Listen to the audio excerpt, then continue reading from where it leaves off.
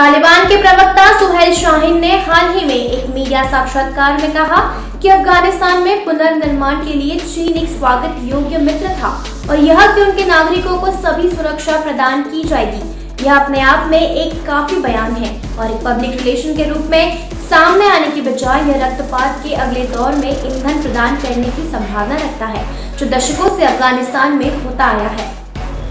यह सच है कि पिछले 6 हफ्तों में कथित तौर पर 150 जिलों पर दावा करने के बाद तालिबान का मार्च सरकारी अधिकारियों द्वारा आमतौर पर दिए गए बयानों के बारे में अपने विश्वास को सही ठहराता है। सोबर विश्लेषण कहता है कि तालिबान ने 127 चीला केंद्रों पर कब्जा कर लिया है, जिनमें से 10 को सरकार ने वापस जब्त कर लिया है। तस्वीर लगातार बदलती रही है क्योंकि कुछ जगहों पर सरकारी बलों की रैली रहती है और दूसरे में एक रणनीतिक वापसी प्रतीत होती है।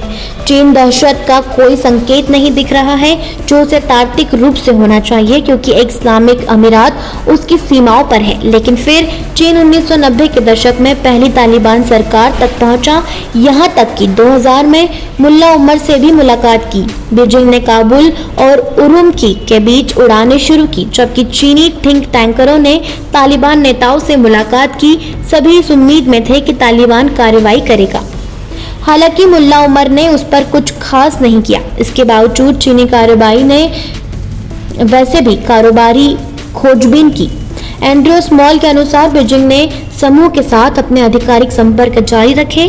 पाकिस्तान में सेंडक खदानों में तालिबान के साथ गुप्त बैठकें की, जो कि चाइना मटेरियलिस्टिक कॉरपोरेशन द्वारा संचालित पर एक परियोजना है।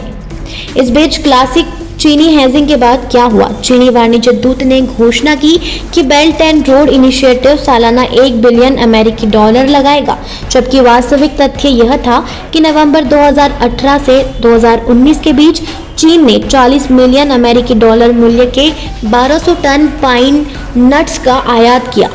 फिर 5 नेशन रेलवे प्रोजेक्ट है जो चीन, किर्गिस्तान, तजिकिस्तान, अफगानिस्तान और ईरान को आगे तुर्की और उसके बाद यूरोप से जोड़ेगा। परियोजना अभी भी व्यवहारिकता अध्ययन के चरण में है और बहुत कुछ नहीं हुआ है। पिछले दिसंबर के अंत में एनडीएस ने काबुल में एक चीनी जासूसी रिंग के विवरण का खुलासा किया था।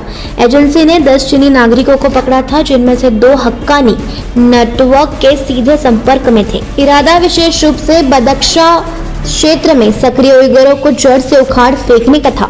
उन्होंने ईटीआईएम में शामिल होने के इच्छुक लोगों को लुभाने के लिए एक नकली आतंकवादी समूह की स्थापना भी की।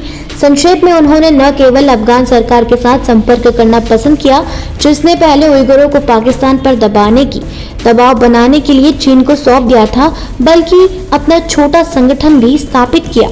यह हेजिंग भी और सबसे खराब किस्म की है। इस अनुमानित निवेश का एक अंश भी अफगानिस्तान को स्थिर करने में मदद करता।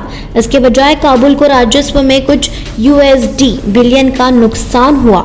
यह एक ऐसा सवाल है जो शायद इस तथ्य पर टिका है कि इस तरह के निवेश की गनी सरकार को स्थिर कर दिया होगा, जिसका पाकिस्तान द्वारा स्वागत नहीं किया गया होगा, और इस तरह तालिबान नेताओं के लिए, हालांकि जमीन पर कमांडरों के लिए नहीं।